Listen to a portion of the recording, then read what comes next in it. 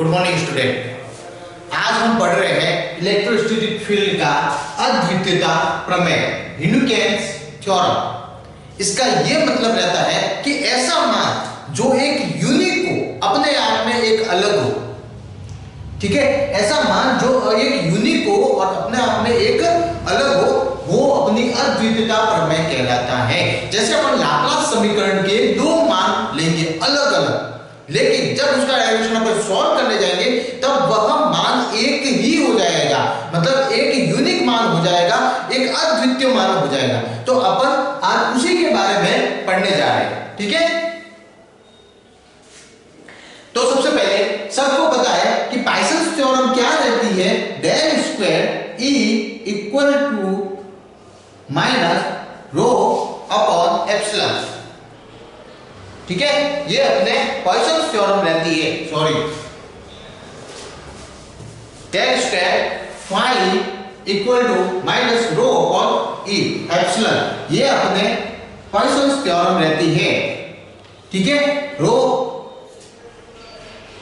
Upon epsilon. अब इसमें यदि ये अपने पॉइसन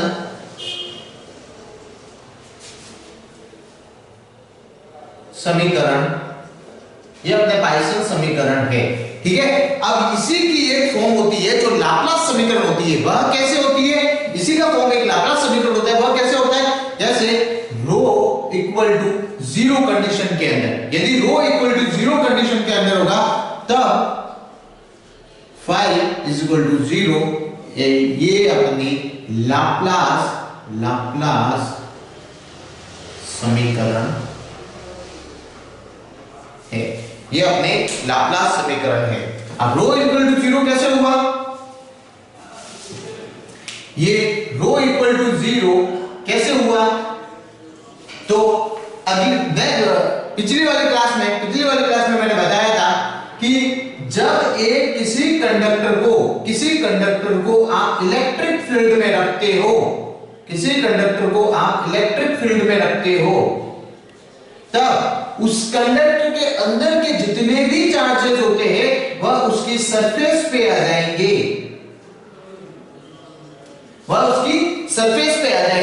और अंदर की तरफ E इक्वल टू जीरो रहेगा, ठीक है। आपका अंदर की तरफ जो इलेक्ट्रिक फील्ड रहेगा वह हमेशा जीरो कंडीशन के अंदर रहेगा। यह अपने पिछली वाली क्लास में पढ़ा था कि यदि किसी कंडक्टर को मैंने इलेक्ट्रिक फील्ड में रखा या किसी चालक को मैंने इलेक्ट्रिक फील्ड में रखा तो उसके अंदर जितने भी चार्जेस समावेशित है, आवेश समावेशित है, वह उसकी सरफेस पे आ जाएंगे और अंदर की तरफ इलेक्ट्रिक फील्ड जीरो हो जाएगा। यदि आपके इलेक्ट्रिक फील्ड जीरो है तो यहां पे चार्ज कितना रहेगा? जीरो कंडीशन के अंदर। यदि आपका चार्ज जीरो कंडीशन के अंदर है तो rho equal to zero condition से ऑब्वियसली ये rho equal to q by v condition होती है। यदि आपका चार्ज जीरो है तो रो भी जीरो हो जाएगा,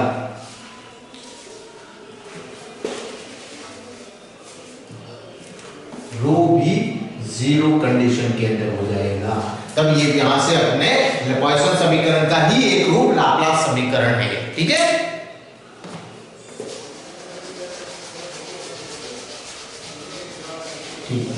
अब हीन्यूकेन्स थ्योरम क्या कहता है? हीन्यूकेन्स थ्योरम यह कहता है कि किसी विद्युत क्षेत्र के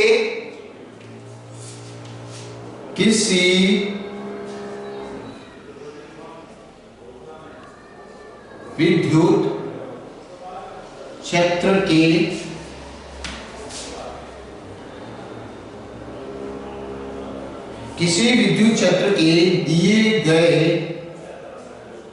परिसीमा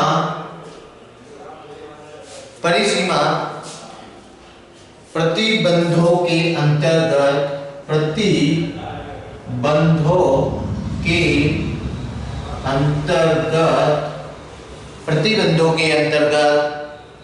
लाप्लास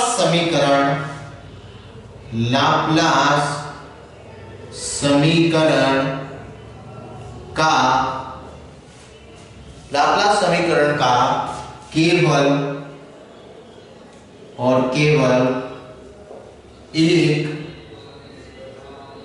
लाप्लास समीकरण का केवल और केवल एक हल होता है, हल अद्वितीय, हल होता है, हल होता है, जबकि विद्युत विभव परिसीमा पर एक विशिष्ट फलन है, जबकि विद्युत विभव परिसीमा पर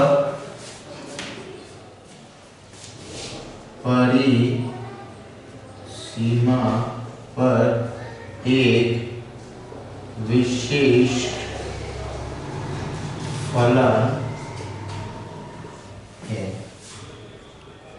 ठीक है, अब अद्वितीयता प्रमेय मैंने अभी बताया कि ऐसा हल या ऐसा मान जो अपने आप में एक यूनिक कंडीशन के अंदर हो या अपने आप में एक अलग कंडीशन के अंदर हो, तो यही यूनिकनेस थ्योरम कहता है कि किसी विद्युत क्षेत्र को या किसी विद्युत क्षेत्र को दिए गए परिसीमा प्रतिबिंदुओं के अंतर्गत लाप्लास समीकरण का केवल एक हल या केवल एक अद्वितीय मान ही होगा, केवल अद्वितीय मान ही होगा। तो ये अपन यहां पे सॉल्व करने जा रहे हैं, कैसे अद्वितीय मान आएगा तो वो अपन सॉल्व करने जा रहे हैं। तो माना किसी विद्युत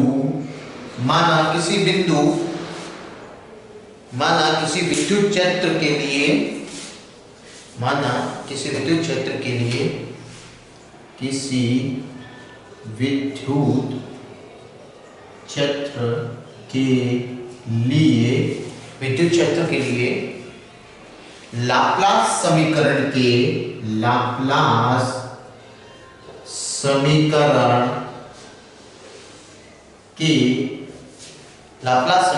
के दो हल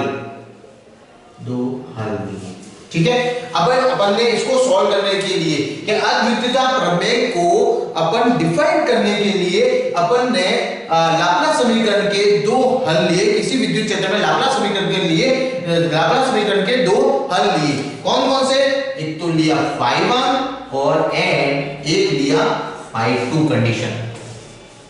ठीक है, यह प्रमेय यही कहना चाहता है और इसका मतलब यही है कि कोई भी मान या कोई भी हल, लाप्लास समीकरण का कोई मान या कोई भी हल एक अद्वितीय हो, एक यूनिकनेस में हो, अपने आप में कुछ अलग हो, तो वही कहना चाहता है। तो इसको मैंने डिफाइन करने के लिए दो मान दिए लाप्लास समीकरण के लिए, एक मैंने phi1 लिया और दूसरा मैंने phi2 कंडीशन का लिया।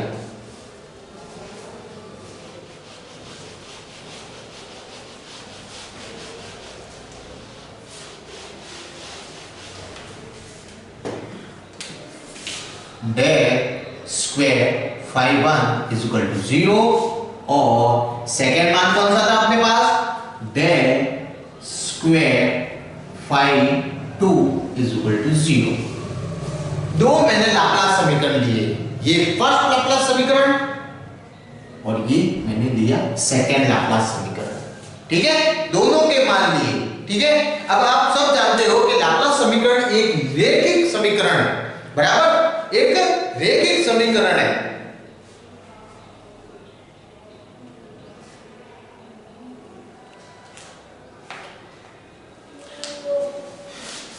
लाप्लास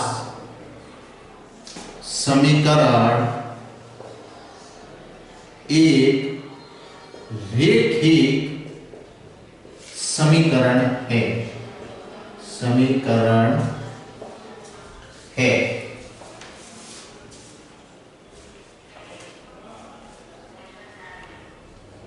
ठीक है, रैखिक समीकरण है। तो किस फॉर्म में लिखेंगे अपन? phi3 is equal to phi1 minus phi2।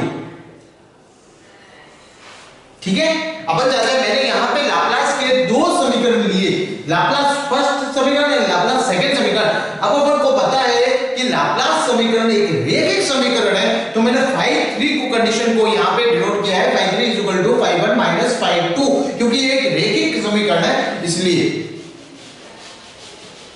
Laplace समीकरण phi3 जो कंडीशन है वह भी लाप्लास समीकरण को संतुष्ट करता है।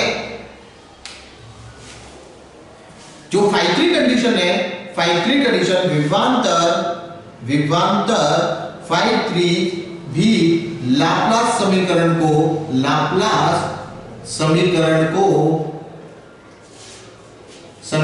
को संतुष्ट करेगा।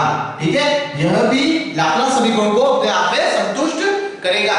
ठीक है, phi3 equal to phi1 minus phi2 condition.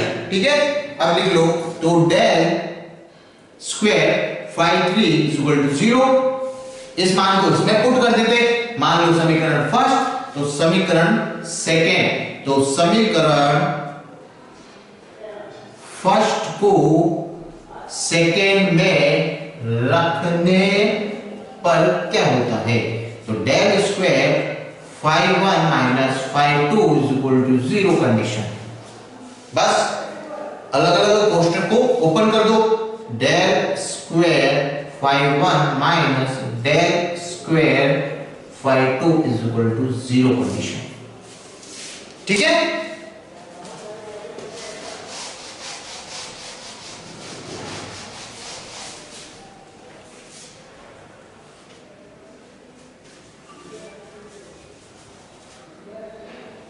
यहां पे मैंने इस कोष्टक को खोल दिया और del square phi1 minus del square phi2 condition equal to 0। ठीक है, क्योंकि यहां पे जो phi1 और phi3 है वह भी लाप्लास समीकरण को संतुष्ट करेगा। ठीक है, तो डेल स्क्वायर phi3 और phi3 की जगह मैंने phi1 माइनस phi2 जो विभवांतर आ रहा है उसको मैंने यहां पे पुट किया। अब del square phi1 equal to del square phi2, इस कंडीशन को मैंने ले लिया, डेल स्क्वायर phi1 बराबर डेल स्क्वायर phi2। ठीक है, तो ये डेल ऑपरेटर है, तो इसमें क्या होता है कि जो phi1 के साथ जो डेल ऑपरेटर काम करेगा और जो phi2 के साथ डेल ऑपरेटर करेगा वह दोनों एक दूसरे में सेम रहेंगे, एक दूसरे में समान रहेंगे।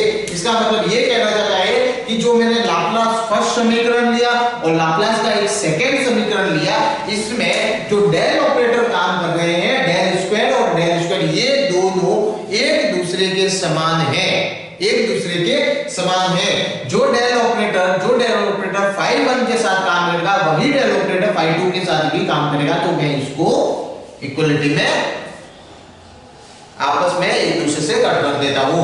ठीक है, तो बचा क्या, phi1 बराबर phi2, phi1 बराबर phi2। तो ये कहना चाहता है कि लाप्लास समीकरण अद्वितीयता प्रमेय, यही अपनी अद्वितीयता प्रमेय है कि यदि किसी विद्युत क्षेत्र में जो लाप्लास समीकरण के केवल और केवल एक हल होगा या एक अद्वितीय हल होगा। ठीक है, उसका जैसे phi1 बराबर phi2, जब मैंने स्टार्ट किया था तब मैंने दोनों लाप्लास समीकरण के दो हल लिए थे, phi1 और phi2, लेकिन जब मैंने इसको पूरा सॉल्व किया तो phi1 और phi2 एक दूसरे के इक्वलिटी में, एक दूसरे के समान कंडीशन के अंदर आ गए। मतलब ये कहना चाहता है कि मैंने यहाँ पे अलग अलग मान लिया था, फिर भी लाप्लास समीकरण के मुझे phi1 बराबर phi2 यहाँ पे निकल के आया। ये कहना चाहता है कि यह अद्वितीयता प्रमेय एक यूनिकनेस प्रमेय है, जो लाप्लास समीकरण के कोई भी हल हो वह यूनिक कंडीशन के अंदर होता है या अद्वितीयता कंडीशन के अंदर होता है। phi1 बराबर phi2 कंडीशन के अंदर आ गया।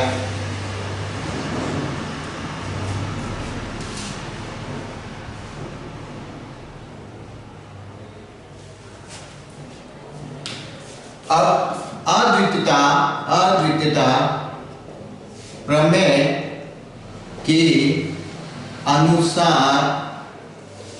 प्रमेय के अनुसार phi1 और phi2 दोनों परस्पर समान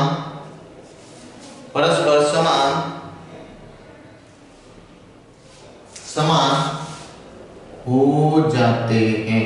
ठीक है, यहां से अपन ने ये निकल गया है कि अद्वितीयता इस प्रमेय के अनुसार जो phi1 और phi2 जो मैंने अलग अलग मान लिए थे, जो मैंने लाप्लास समीकरण के अलग अलग हल लिए थे, वहां लास्ट में आके मेरे दोनों एक दूसरे के समान हो गए। ठीक है,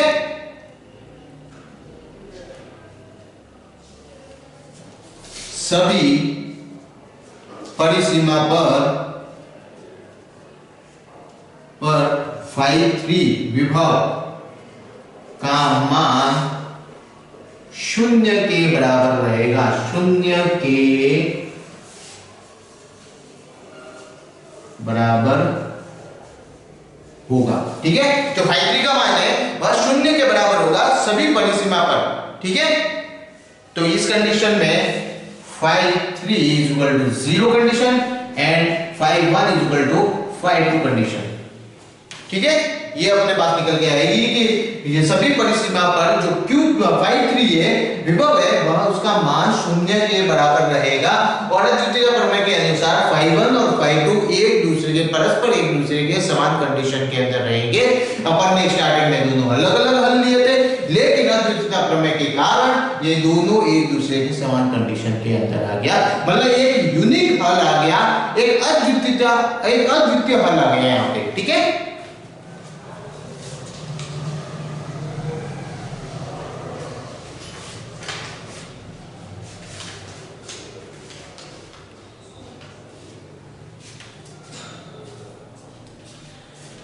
यहां पे जो phi3 कंडीशन है वह परिसीमा पर हमेशा मैक्सिमम मिनिमम हो सकती है। एक बात ध्यान रखना कि जो phi3 कंडीशन है वह उसकी परिसीमा पर जो सरफेस होती है उसमें मैक्सिमम मिनिमम हो सकती है, लेकिन वह उस कंडक्टर के मध्य भाग में मैक्सिमम और मिनिमम नहीं हो सकती, कोई अपेक्षित नहीं है।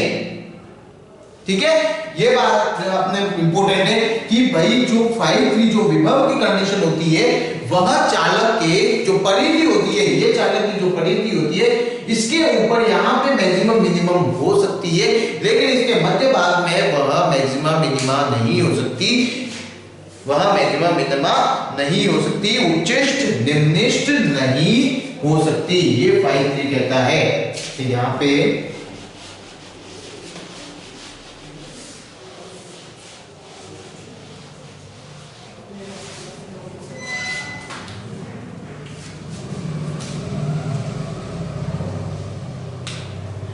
विभव phi3 का मान उच्चिष्ट और निम्निष्ट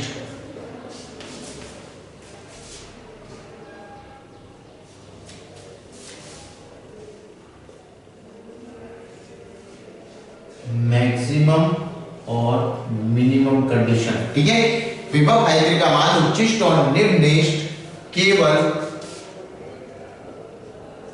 परिसीमा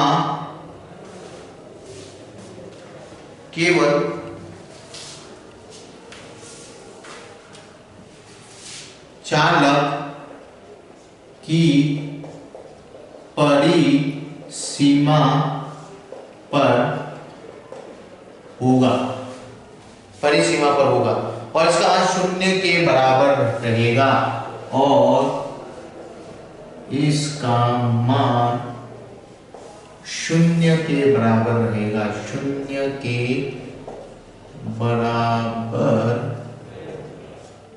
रहेगा। ठीक है, अनंत तक भी शून्य के बराबर रहेगा, ये बात ध्यान रखना।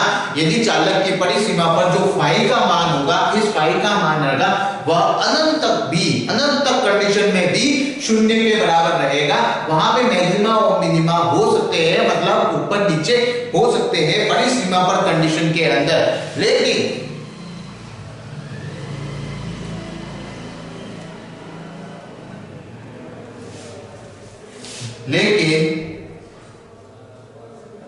अनंत और चालक की परिसीमा, चालक की परिसीमा के मध्य, चालक की परिसीमा के मध्य कोई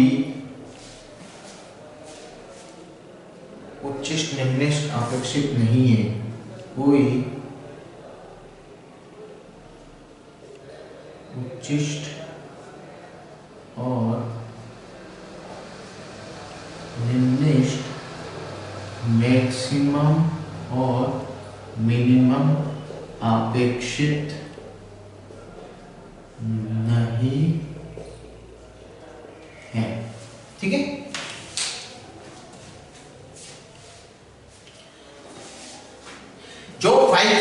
विभव का मान रहता है वह चालक की परिसीमा पर उच्चिष्ट मैक्सिमम और मिनिमम हो सकता है। ठीक है, मैक्सिमम और मिनिमम मतलब उच्चिष्ट और निम्निष्ट हो सकता है, लेकिन और इसका मान शून्य के बराबर रहेगा अनंत तक भी। परिसीमा यदि फाई की परिसीमा की बात करें तो अनंत तक भी शून्य के बराबर रहेगा, लेकिन मध्य भाग में चालक के मध्य में कोई भी उच्चिष्ट और निम्निष्ट मैक्सिमम और मिनिमम मान अपेक्षित नहीं है। मतलब वहां पे कोई मैक्सिमम मिनिमम मध्य के भाग में कोई मैक्सिमम मिनिमम मान नहीं रहेगा।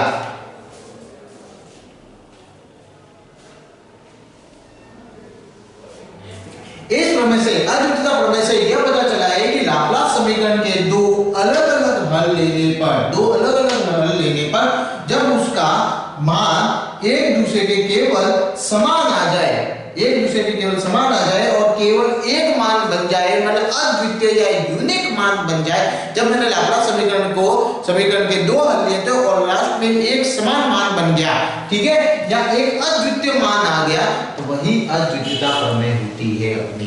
ठीक है, थैंक यू। आगे वाला नेक्स्ट क्लास।